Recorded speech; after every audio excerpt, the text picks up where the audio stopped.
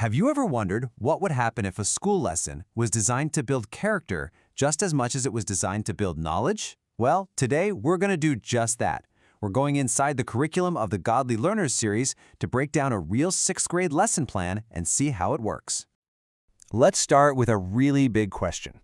What if every single lesson, we're talking English, math, science, you name it, had a dual purpose? Not just to cram your head with facts and figures, but to actively shape who you are on a moral and spiritual level. That's the core idea we're really going to dig into today.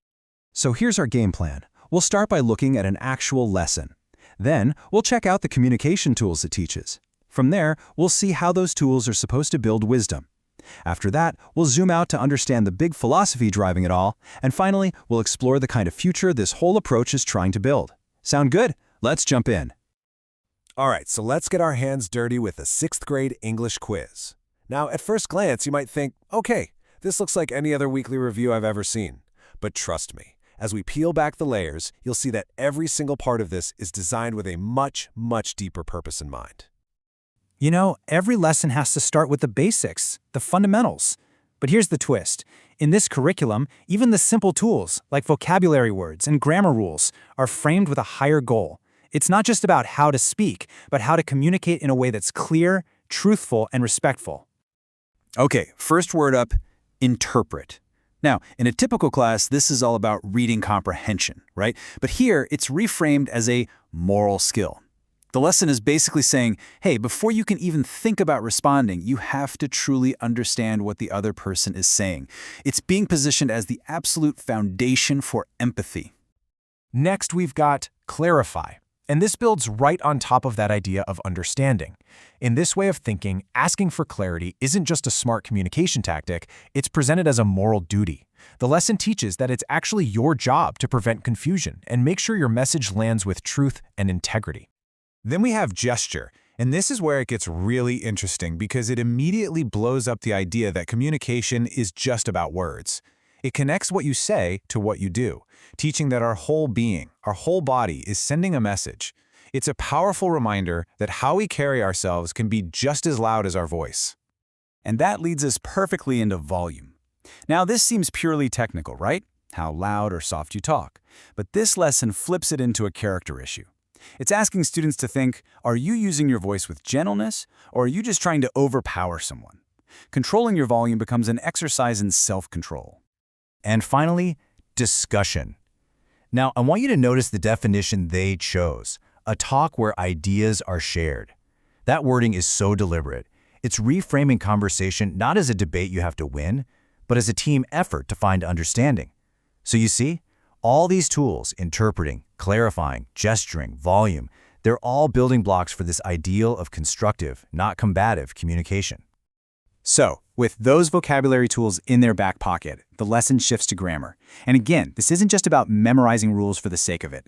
The stated goal here is to bring order and truth to the little details, to present ideas with the kind of clarity and respect they believe God's word deserves. And this example just nails it. Look at the before text. It's a jumbled mess, right? It's hard to follow. But by applying some basic punctuation and capitalization, the after version is suddenly crystal clear. From the curriculum's point of view, this isn't just a technical fix. It's about honoring the story of Samuel and presenting it clearly. Okay, so the students now have their tools, the vocabulary and the grammar. This is where the lesson takes a really important turn. It asks them to apply these skills in a way that's intentionally designed to build not just knowledge, but wisdom and character. And this right here, this is the pivot point of the entire lesson. The quick write makes students stop and think morally about their own communication. It's no longer just about how to write a correct sentence. It's about why our words matter and what kind of person we want to be. It forces them to get personal. This all leads to the fluency passage, which is really the heart of the lesson. All those skills we talked about, interpreting, clarifying, speaking with care, they all come together in this one central message, that the whole point is to become like Samuel, learning to listen for God's voice in what can be a very noisy world. And then the lesson closes with these really explicit reflection questions. I mean, there's no hiding the ball here. The academic is being directly tied to the spiritual. That last question, how did this week help you grow closer to God? It makes the ultimate purpose of the whole thing perfectly clear. So that lesson we just walked through, it didn't just happen by accident.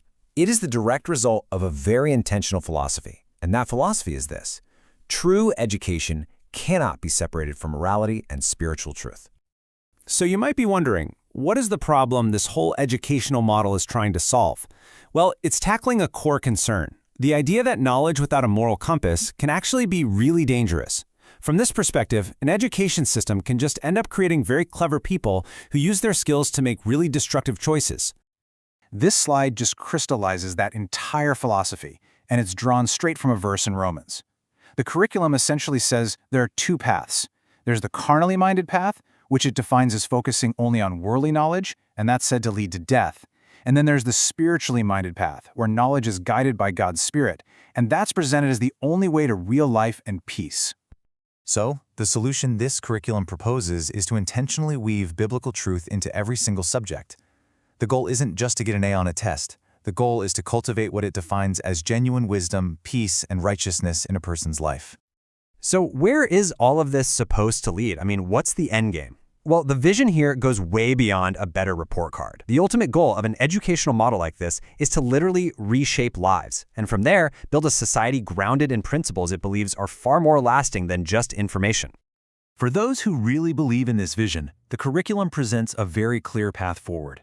It's framed as a movement, really, to invest in education that's both academically strong and spiritually centered, all with the belief that this is how you contribute to a better future.